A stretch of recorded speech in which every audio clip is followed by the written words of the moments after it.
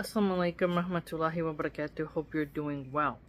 So, in Mufti Menk's excellent book, Motivational Moments, there's a quote here that I wanted to dissect with you.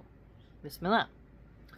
Hardship is actually a gift from the Almighty. If you endure and stay firm, no matter how difficult, He'll reward you and elevate your status.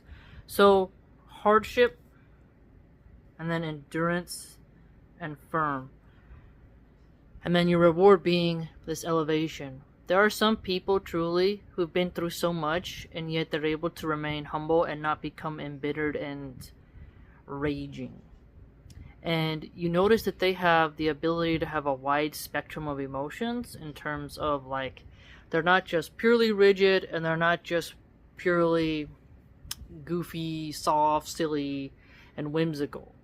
But they're able to experience different emotions while also staying firm and persistent. And to have endurance is not easy because you have to keep your momentum going. And to remain firm and not be wishy-washy is difficult when you are incentivized financially to do something else.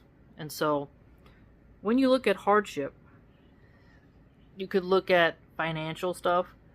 How does somebody remain positive despite being poor?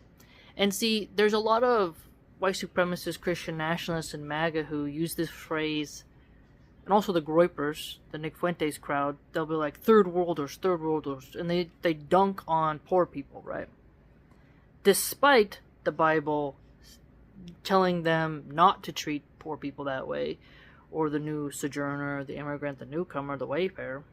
But these people, what's fascinating about them that we could learn is their ability to still smile and experience love despite not having much. And I recall this video where a man, he has a big pot of like rice and beans and some food, and these little kids, and they're quite destitute with their little tiny plates, and he's scooping food onto their plates, and they look so happy. And then I think about how many privileged youths, they get to have DoorDash whenever they want, they get to go out to fancy restaurants, and they're just angry at their parents, they're not satisfied, and it's never enough, and they are not really tough.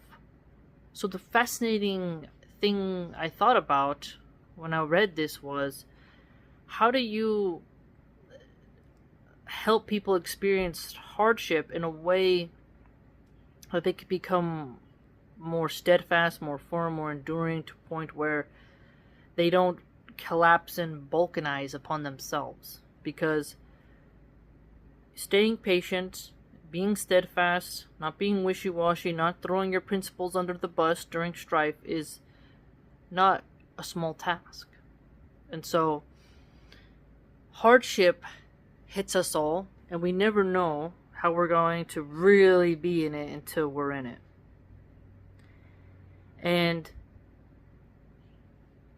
how do we maintain that sweetness we have of Iman, of our faith? Too many people think, I'd argue, that, oh, because I'm a good person or I did this and that, I shouldn't experience this type of hardship. I should only have ease. And then you see them start to become a cracked egg, just and the yolk going everywhere. And so firmness in the face of hardship and having to endure the storm of your emotions, of ridicule and whatnot, is not easy. Okay. I think about the people who, they protested, they get beat. Some of them, maybe they're troublemakers, rioters, but there are others who, they really are doing something civilly and the person went too far, like the riot guy. The cop went too far, and now they're injured in the hospital. Okay? So, I'm not saying that protesting is something Islamic. It's just that when you are trying to get the machine to listen and it doesn't, and it's foot soldiers who are just trying to do their job and are trying to endure your energy, there's this clash. and now you have to go through legal battles, or you went to jail, or you got hurt, or you just felt like your voice wasn't heard. That's a hardship. When you're trying to repair a system and it's not working, that's like something difficult. Where do you give in and just stop? Or do you just re-strategize, regroup, recalibrate, and come up with new strategies? There are a lot of examples. Even a business. You're going through high tariffs. You're trying to survive Trump's economy, and you're like, I don't know how I'm going to do this. But you have to keep doing good. It could be, for example, you have a business, you use quality ingredients. Trump's making it harder for your business to thrive, and you think, okay, I'll just cut back on quality, and then cut off benefits for employees. And let's say you go too far, and then you lose your employees, and the customers start to notice the change. They ditch you and go to your competitor, and then you didn't remain firm on your principles of quality and treating your workers right. You allowed sort of miserly nature to masquerade as business savvy. There's so many nuances in life, and there's a lot of examples where you could apply this. And standing up in the face of a bad boss as well. So you may have a terrible manager, and you're like, one day this person will quit, inshallah. I'm going to keep working, keep being consistent, and just keep my head down, keep on keeping on, and find a way to pep talk myself into coming into this job I don't like. And then one day that manager quits, they move on to someone else or some other place and whatnot, and you're doing okay. And also financial relief is another one where you're like, I have no idea how you're going to afford, the car payment, or your property taxes. There's so much in America where they're like, your smog check, your sticker you got to put. America finds so many different ways to drain your bank account. Okay. The most draining incident was the lockdowns. So a lot of people during that time were like, how are we going to survive? Unemployment does not cover the cost of rent and everything else.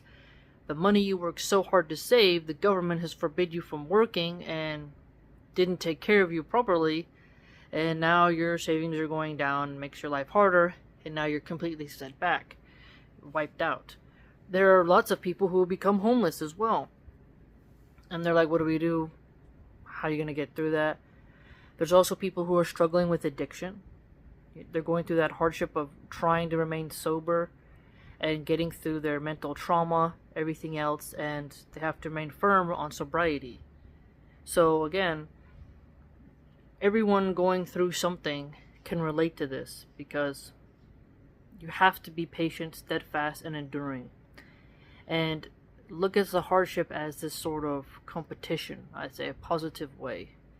It's not easy when it happens to you, and it can be so taxing, especially if it's like blow after blow after blow. It just feels like arrows all up in you, like Boromir in Lord of the Rings, just arrow after arrow, and you're like, how am I gonna, what? So not succumbing to hysteria, panic, melancholy, not to become so brooding to the point where you're cynically nihilistic. This is important, and don't despair in the hope of Allah subhanahu wa ta'ala. Everyone needs that helpful reminder. And so when you're going through a hardship, when you share that with people as well, be firm enough to listen to a solution as well. Because there's going to be someone trying to help you, push them away, it could be a problem.